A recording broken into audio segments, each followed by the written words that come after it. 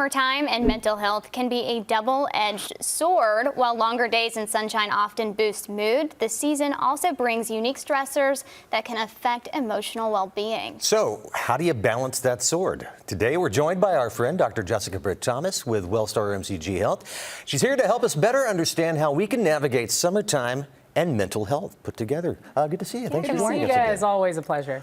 Summer is often seen as just a carefree, joyful season. So why do some people actually struggle more with their mental health during this time? Yeah, great question. So, I mean, it is, right? Kids get a break from school, but there is an increase in a disruption in your routine and schedule. And that's what anchors us across the school year. So you have that.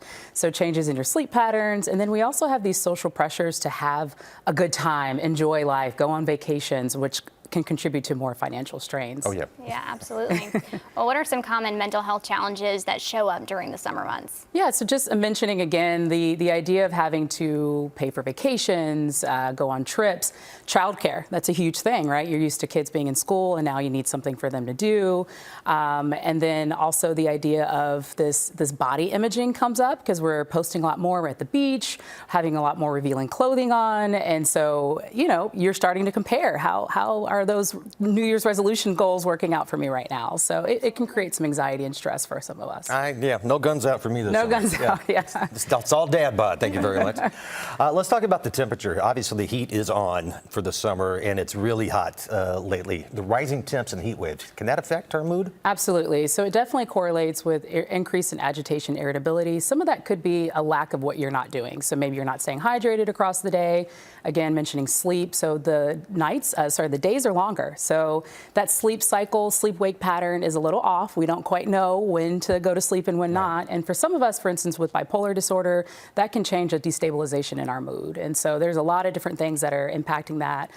So you can see increase in more heat strokes and agitation and irritability that go along with that. You know, when I was in Alaska last month, 20 hours of daylight. Yeah. That's, wow. I mean, so this is different in different areas. It is definitely, yeah. So I've also been to Alaska as well, where there was a 20-hour daylight and I didn't know what to do with myself. Wow.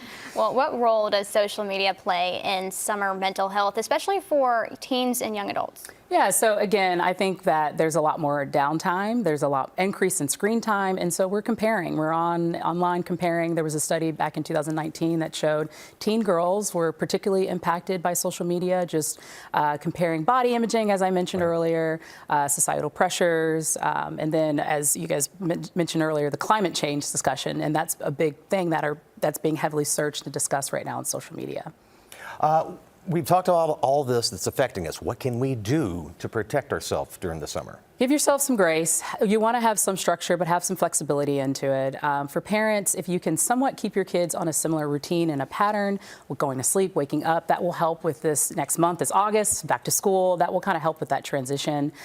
Supporting one another, and then really seeking help. If you really are finding that nothing's working, talk to a professional. They can very much help you set up an individualized plan and target some of those areas that you're struggling with right now. Regarding climate change, you just said that because we obviously just had that story a minute ago too.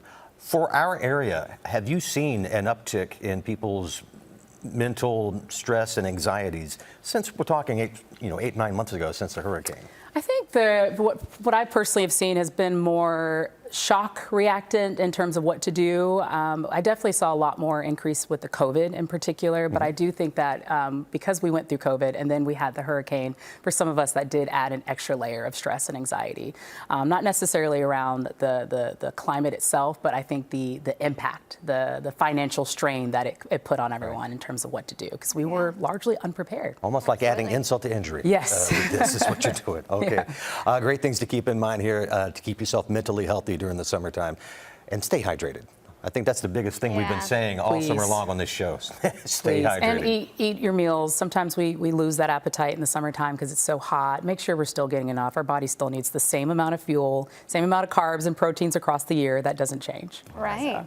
So. Dr. Jessica Britt-Thomas, we appreciate it. Thanks so much for joining us. Thank you for having me.